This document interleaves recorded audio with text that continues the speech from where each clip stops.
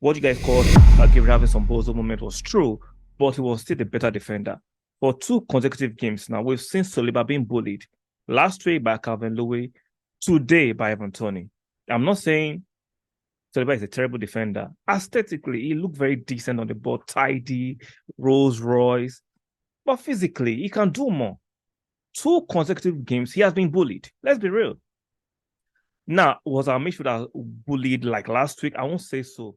Arsenal won, Brentford won. Very disappointing results. I'm not going to go and get hysterical like a lot of people. I've seen some of the clips. Some of you are getting hysterical, not because you feel that way. You're doing it for the click, for the bait. You're doing it for YouTube. You're doing it for Instagram. Overly aggressive reaction. Is it a disappointing result? Yes. But you don't need to get that hysterical. Like, let's not pretend you are that hurt about the result. Am I disappointed? Definitely. I was expecting a bounce back. We lost to Everton last week.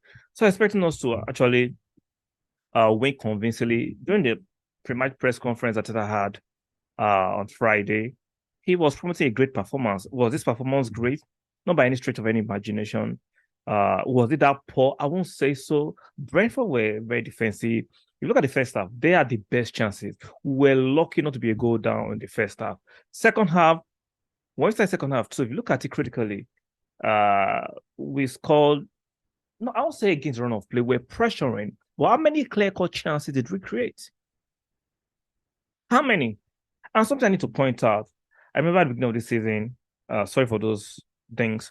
I remember at the beginning of the season, people were overly criticizing Gabriel. I said overly criticizing because, yes, he made a few mistakes, but those mistakes didn't cost us the match. We won most of those matches, but we knew he made a few mistakes. And I kept on telling you people that, yes, what you guys call Gabriel having some bozo moment was true, but he was still the better defender. For two consecutive games now, we've seen Saliba being bullied. Last week by Calvin Louis, today by Evan Tony. I'm not saying Saliba is a terrible defender. Aesthetically, he looked very decent on the ball, tidy, Rolls Royce. But physically, he can do more. Two consecutive games, he has been bullied. Let's be real. Now, was our midfielder bullied like last week? I won't say so, but they made sure they played Arsenal into some narrow spaces. They made sure they stifled us. For two consecutive games now, Saka and Martinelli have looked toothless. Why?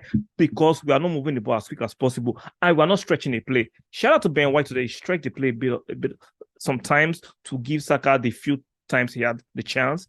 But on the left, Zinchenko keep coming inside. I think we need to switch it up. Now, against Man City, I don't think we should switch it up because Man City won't play that way. I'll be surprised if Man City play like Brentford and Everton. But subsequent games, people are going to use the same template. Same template. 5 across the midfield. Focus your target man on Saliba. Saliba is not a bad defender, don't get it wrong. He's just looked a bit off it physically for the past 2 games. He looks off physically. The set piece that led to the equalizing goal for Brentford. So Saliba. Ivan Tony had one on Saliba throughout the game. Calvin had one on Saliba last week. So we need to call it out. This recency bias of Saliba is the best since sliced bread. The media is pushing Saliba is better than Gabriel. Absolute nonsense. Aesthetically, he looks better than Gabriel. But if you watch the game with an open mind, Gabriel is the best defender we have. At least the best defender we have. And I'm sorry. When we go to Leicester, Fulham, I need my Quarantine back. We need some weight. I understand the aesthetic pleasing. I understand Zinchenko coming to the midfield, helping the midfield. It's not more working. Teams have found a way to nullify that. Zinchenko coming to support the midfield. Teams have found a way to nullify that. We need to be more creative. Now, I'm not going to over-criticize Arteta because hindsight is very fantastic to analyze games. So I'm not going to use that. I understand why Arteta tried it again, thinking could do better. And secondly, I don't mind Martinelli playing the next game, but if Arteta decides to drop him for Trossard, fantastic. But subsequently, we need to change it until Jesus comes back. Trossard should start ahead of Martinelli. Now, that is subject to form and change in the future. But I think Martinelli is struggling. He needs some time on the bench. He needs some time on the bench. Like, he has struggled for the last 4 matches. He needs some time on the bench. And for Saliba, it's up to the manager to want to drop him or not, which I think he might not. But let's be real. Saliba, either he needs to get some gym time and be more physical. The ability to target. See, on the ball, you can't bully Saliba. One-on-one, I think the fantastic defender. But when he's defending those long balls, he's not doing enough. He's not doing enough compared to Gabriel. He's not doing enough. Gabriel actually covers his part and covers Zinchenko's part.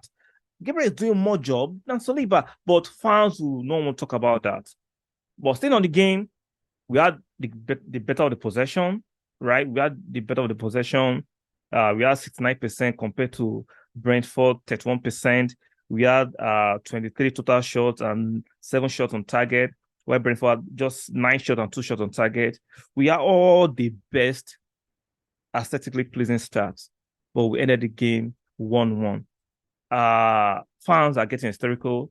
Fans are very disappointed.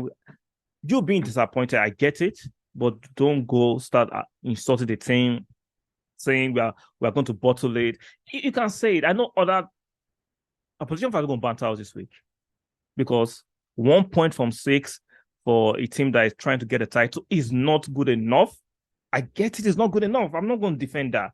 But let's apply context. We've won enough games to mitigate certain things like this. And let's see if Aston Villa can do us a favor tomorrow. Let's see if Unai Emery can do us a favor tomorrow. And destiny will be on our hands on Wednesday. We need to win that match against Man City. A loss, a draw, I think the next thing is a win. So I know the loud minority on Twitter, even people that will do it for the views and the comments on YouTube, this is a great weekend for them. Those quote unquote Arsenal fans, this is a great way for them to make money. Be boisterous, be loud, be irrational, criticize the team excessively to gain views and money. You can do whatever you do on your channel. I just want us to apply context, apply the fact that let's be rational. I'm disappointed. Don't get me wrong. I'm disappointed, but I'm not hysterical. I'm not irrational. Let's do this with a level head. Unfortunately, we drew this match. 1 point from 6 is not good enough. We keep going and let's see how we can improve in the next match. If you like my content, do not forget to subscribe. Stick a like on the video. Very, very important for the growth of the channel and the algorithm. And make sure notification bells are turned on. We'll see you on the next one. Guys, calm down. We are still in the title race. Like I said, I'm disappointed, but not irrational. I'll see you guys in the next one.